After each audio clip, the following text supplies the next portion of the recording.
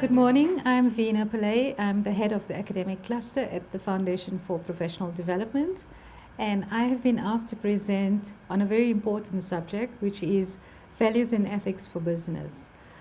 Values and ethics are the core fundamentals of any organization, and I think sometimes that students or perhaps even individuals and employees don't realize what the difference is between the two and how it makes up their daily work. So, at the Foundation for Professional Development, we have core values that make up the organization. This is very, very important because it was done through a consultative process, meaning that employees were asked to think of what are the most important values it is for them that should be part of the FPD value system. So we will talk a little bit about personal values a little bit later and see how those personal values actually form part of organizational values and how they can sometimes be a conflict. The core values that FPD has agreed upon, and it has remained such for a number of years now, which obviously means that in the coming years we would have to reassess and see if these values would still remain. But there were at least 1,000 employees that looked at the values and said the most important ones for them would be innovation, integrity, quality of services, the freedom to challenge as an employee, respect, and service to society. So what is values and ethics? It is such a broad term. Many people don't know the difference between the two of them. But I need to focus in on the aspects that are most relevant for you as an employee within the FPD. The first one that we'll start with are values. When people talk about values, all sorts of things cross their mind. They're not sure what is this values, what does it really mean to me? The easiest way to describe values is it's the basic convictions that gives us a sense of what is right and wrong and what is good or bad. Some of these values are not actually things that we need to learn. It is things that as you are raised from a child into adulthood, you pick up quite naturally that it is wrong to steal, it is wrong to lie. People never had to actually say to you that you should not steal or you should not lie. But then there are other values that are taught to us, like respect for older people, do not discriminate against people of a different color or a disabled person, etc. These values are important to you as an individual. And when you come into an organization or when you work for an organization, you bring a group of people from many different backgrounds that have many different values, and you put them into a common organization and you ask them to work together in harmony.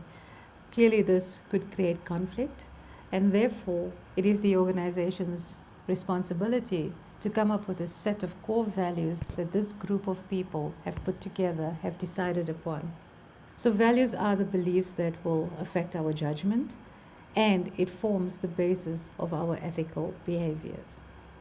So there are different types of values, or if you look at it, I would describe it as one being the destination and the other one being the journey. The destination we would call terminal values, and the journey we would describe as instrumental values.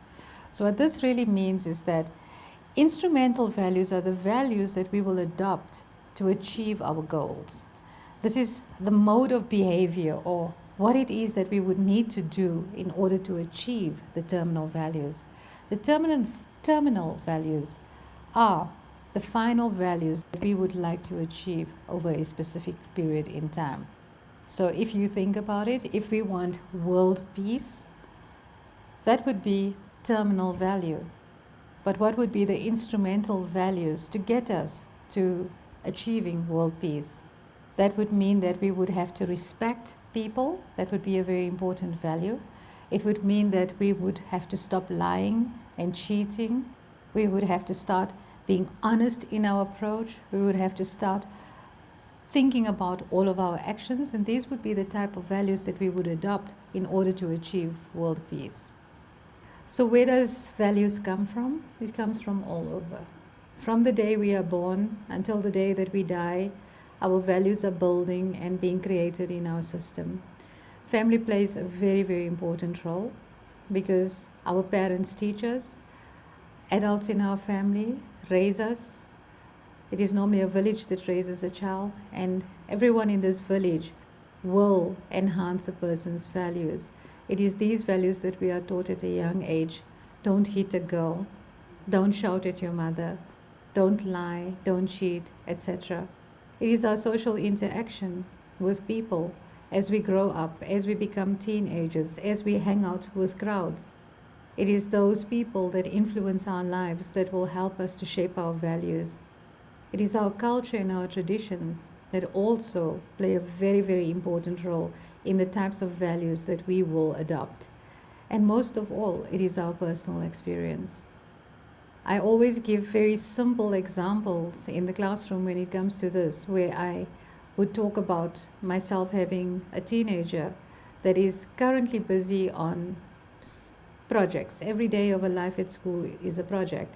And there's numerous requests for stationery or things that she would need to complete these projects. Sometimes it's very easy for an employee to say, why do I need to drive all the way to the shopping center to buy her a marker or a stick of glue when I have that on my desk? I could just take it home and she could use it and nobody would even know if I slip it into my handbag. It is these things, these little acts that count against you, because eventually your daughter would realize that her stationery supply comes from work, from your office, and it is one of the things that you are teaching her without realizing it, that she would grow up and she would be in her organization, and maybe she would take more than just a stick of glue. Maybe she would take something bigger, something more expensive, and would get into serious trouble because it's not the value of what you've done, it's the act. So we have to remember that every single thing that we do, people are watching and people are looking, and it is our character, and this is where our value system will get challenged. So now that we've discussed values, the next question is what is ethics? People, as I said earlier, use both terms loosely. They talk about values and ethics and morals and principles. But is there a clear distinction between the two? There is. So the first is, as I described, values are what are inside you. It has come from a number of places and it continues to grow and evolve within you. Ethics is the way values are carried out. So if I believe in something, am I acting out that way? This is where sometimes people struggle, because they say they believe in something, but then they act completely different from that. So your ethical behavior must always be very consistent with your own personal value system, as well as the values held by the organization and society. And if you do not believe in the values of your organization, then you will struggle to be a full, empowered employee within that organization, because there will be a conflict between you and the organization. So ethics is a set of moral principles which is concerned with the righteousness or wrongness of human behavior, which guides your conduct in relation to others. It is practical in the sense that it is concerned with human actions demonstrating your values in your lifetime. So if you say that you do not lie, it is one of your values, then act that way. Do not lie at work. Do not fabricate results. Do not come up with innovative ways on how you could explain that you had not done your work. Instead, be honest. And when people start to realize that each time you are honest, even if it means that you are going to get into trouble, they will believe you and they will start to trust you. And good can only come out of that. So what is the concept then of business ethics? Because now we've spoken about values. We've said values is what is ingrained in you. It is what you have learned through society, through parents, through your culture, through your interactions, and through your personal experiences. And then you have acted on that, and that is then the ethics. So what is business ethics now? Business ethics is basically the set of moral principles or guidelines that govern or influence your conduct in your organization. So business ethics is very much like personal ethics. I cannot clearly describe the difference between business and personal ethics, because I believe it is one and the same thing. You cannot have a different set of principles for how you behave at home and how you behave at work. It should be the same. So business ethics involves adhering to legal, regulatory, or professional and company standards, keeping your promises when you make one, making sure that you keep your commitments, and abiding by the general principles like fairness, truth, honesty, and respect. And therefore, I say it is so closely linked to personal values. Ethics is what determines the general public's perception of your organization. And this is really, really important, because in the end, that is what will create support for you as an organization. So, how does ethical dilemmas complicate the workplace? Unfortunately, it does. And it is important for organizations to have committees and structures in place to deal with this, so that employees feel free to bring and to share and to voice their concern over certain things. A big ethical dilemma that organizations will always face is discrimination. In every society, unfortunately, there is still some discrimination, not just against certain colors or races, but also against people that are older versus people that are younger, people of different sexual orientation, for example. So you may have a recruitment manager that may be of a specific religious group, or very clearly will then appoint people that she feels would be part of the same group. So she, without realizing it, would discriminate.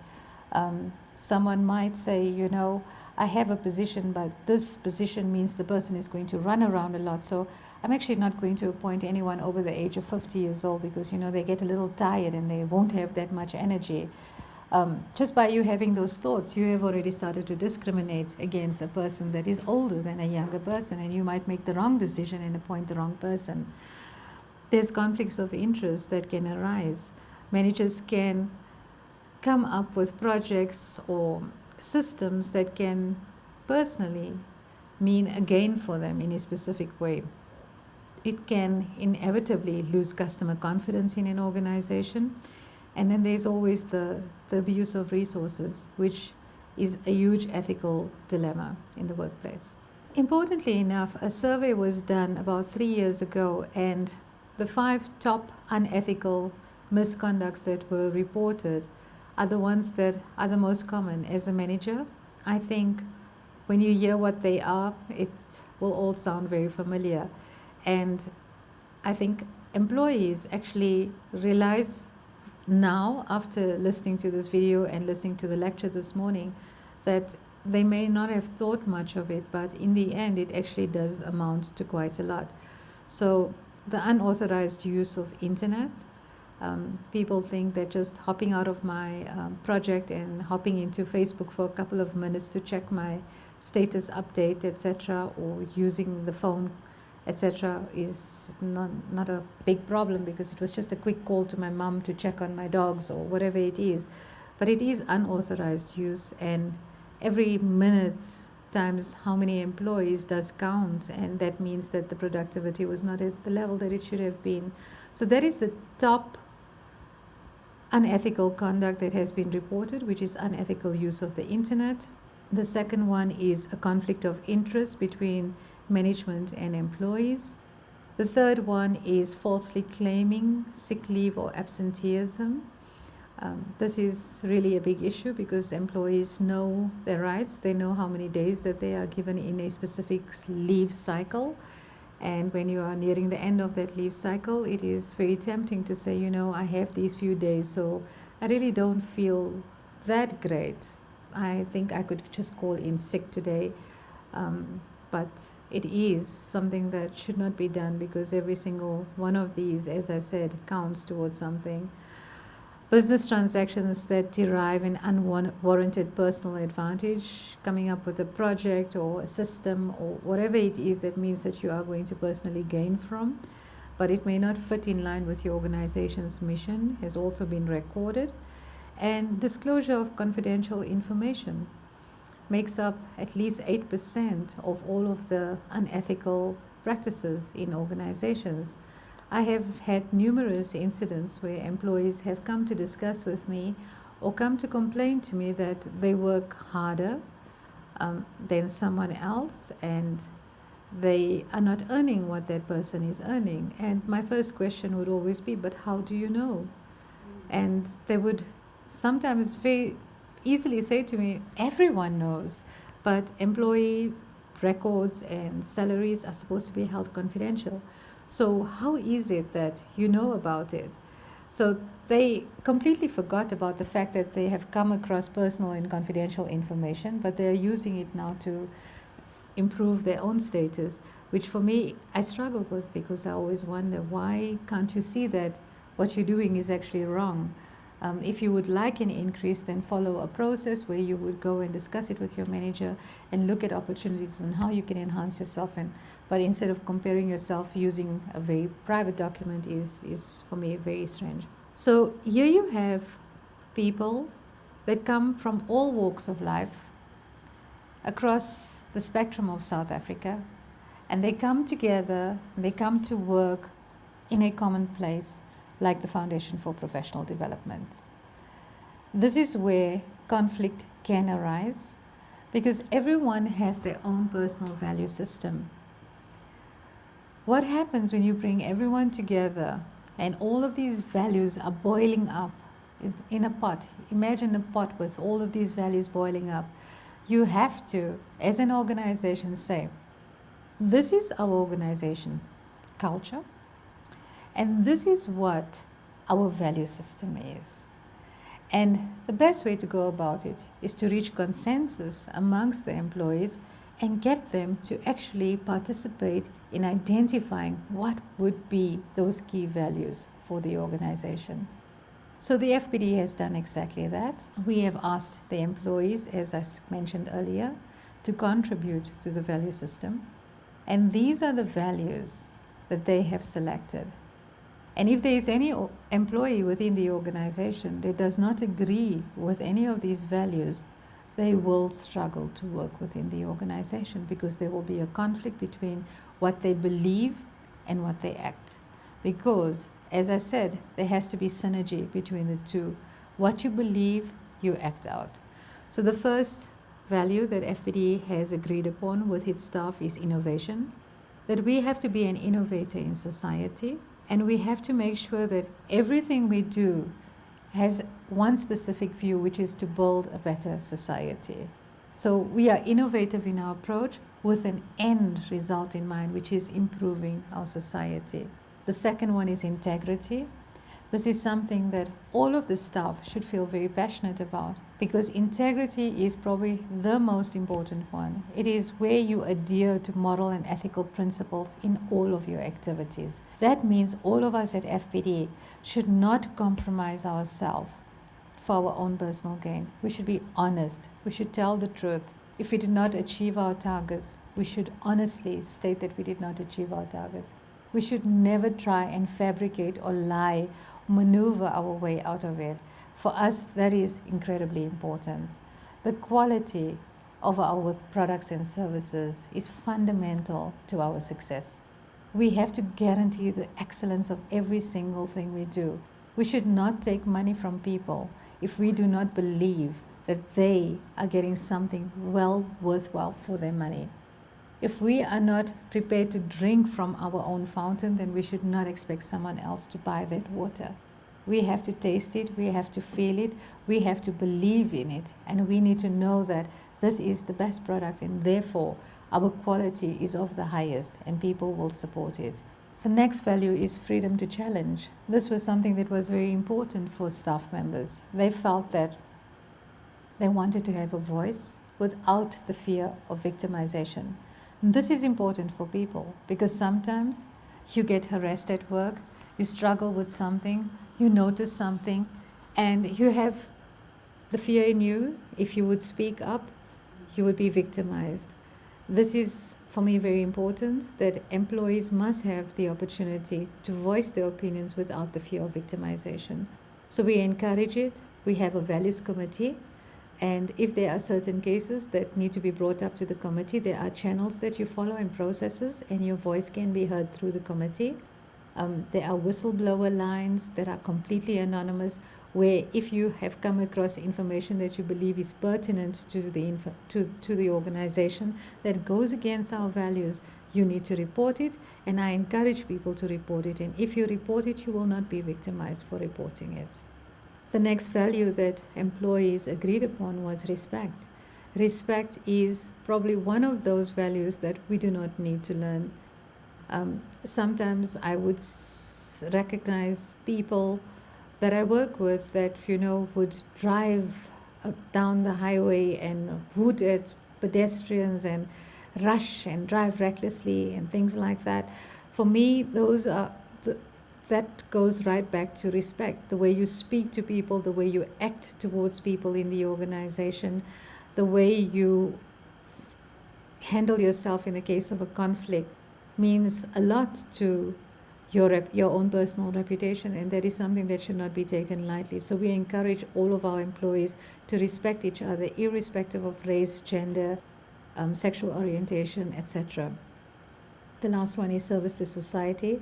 Everything that we do, and this is what employees believe in, everything that we do has to, in the end, benefit society. And all of our projects, all of our products, all of our services, we should be able to justify how it has made a difference to society. This will then take us to the corporate culture of ethics. What this really means is that corporate culture is knowledge, experience, or practices or ways of doing business which are typical in an organization and based on the values and the ethics of its members. A good reputation of loyalty and decency is one of the main assets of an organization which its workers should be promoting. A certain amount of trust, therefore, must exist between all employees within the organization. If there is no trust between the employees of the organization, then we will struggle to ensure that we abide to our values and ethics. Our work motivation largely depends on our level of satisfaction and the climate that we work in, as well as the values and the qualities of our peers. And a code of conduct will always serve as a reference for us as managers and employees when making decisions at work. So how do we create this strong culture based on strong ethics? What we have to do is set clear expectations for all employees on what is right and what is wrong, what is okay and what is not okay. Therefore, if I had to pass by two employees having a shouting match and screaming at each other, it's not my job to continue walking on. I need to stop and I need to say to them that this is not right.